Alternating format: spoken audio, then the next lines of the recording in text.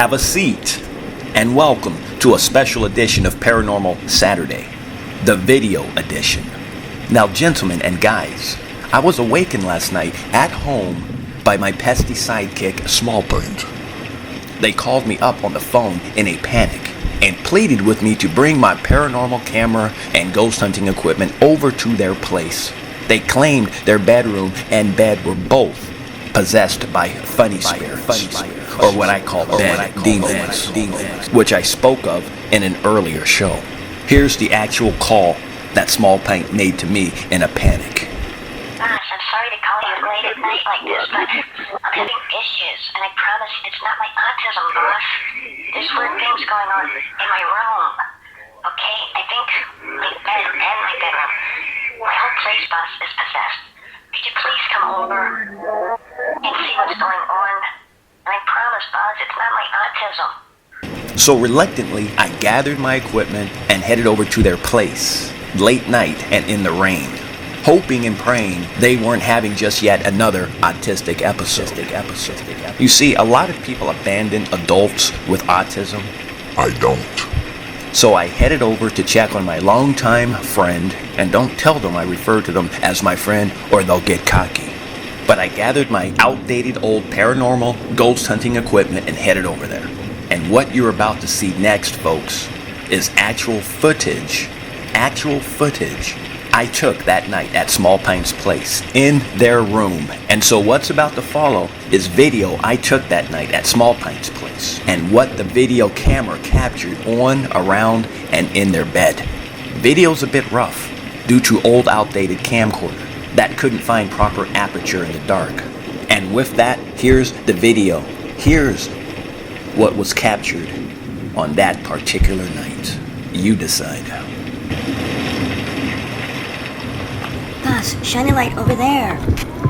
Shut up, man.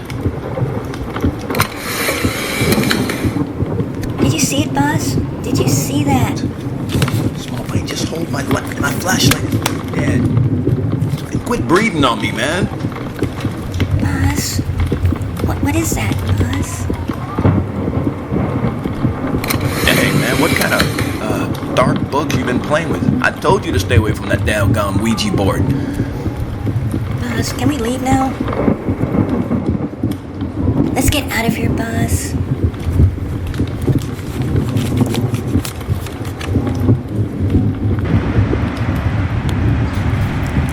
Anyways, ladies and gentlemen, I gotta cut this short. But as you can see there, I had to go over to Small Pine's place. And I do believe they've been playing around with Ouija boards. I told them not to. Okay, I told them specifically not to.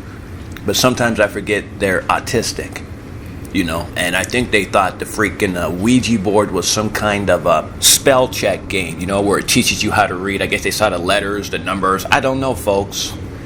Either way, we were both shaken up by that incident. So now I've had to find them temporary housing until this issue and situation is resolved. Boss, thank you for putting me up at the Hyatt Inn. I really love it there. You dingbat, you should. It's costing me like $200 a night, man. But I don't want you staying in that haunted room of yours that you're renting from Mr. Lagodogo. I told you not to rent from that guy, man. He's weird. He's batty. Anyways, folks, I'm going to begin to wrap this episode down. And again, you decide what that was, okay? And it just so happens I did a show about 4 months ago about bed demons. Everybody laughed at me. They were like, oh, what is he talking about? Bed demons, you know what I'm saying? What do they know? Well, look, on the way out of today's show, listen to my kind of carnival atmospheric presentation of what I call bed demons. Because they do exist, folks. They do exist, as Small Pint just found out. But depending on your weakness and your vulnerabilities, they bring you different symptoms. And with that, folks, we are out. Thank you for tuning in to yet another episode of Paranormal Radio, or in this case, Paranormal Video. Everyone out there, be well and stay safe, and you might want to think about having your bed exorcised by a priest. Yes, indeed, your bed may very well be possessed by dark forces, evil spirits, or even your deceased aunt. Signs: the bed you lay in, or even couch, could possibly be infected. Repeat: infected by a dark entity or even a silly one. Number 1, bed sores. Oh yeah, most definitely. You know what I'm saying? A lot of people think that bed sores are simply due to whatever, medical reasons. But actually, according to Dr. Snockmark, who's a paranormal, a friend of mine, they got their own show in China. They suggest that actually bed sores actually derive from bed demons nibbling at your flesh.